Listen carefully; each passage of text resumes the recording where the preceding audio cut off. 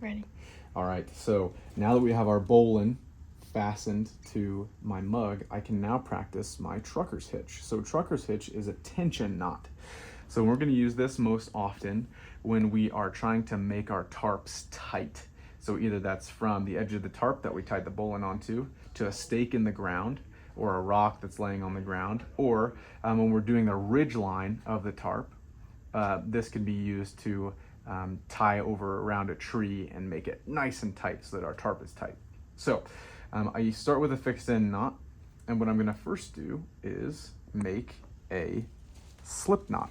So what I did is just made a loop just like we did on the bowline, and I take a bite of rope, which is just like a little pinch of rope, just like this, and I stick that through right here and pull that tight like that. So it's called a slip knot. You've probably seen this before because one end is just slipping freely through the knot just like that. So once I've got my slip knot, then I can take my working end of line and I'm gonna put it around something. So this is gonna be like around a stake in the ground, like I said before, or a tree branch log that's on the ground, something like that. And so now that I've got my working end around that, I'm gonna stick my working end through the back of this slip knot loop.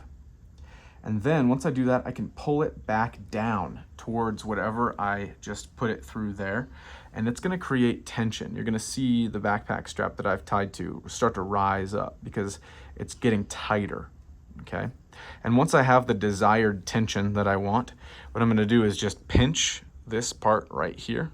You can see this is where I stuck the working end through the slip knot. I'm gonna pinch it so that I don't lose the tension and I can let go my working end. And then I'm going to just make another little bite right over here, like that, and put a bite through just like this.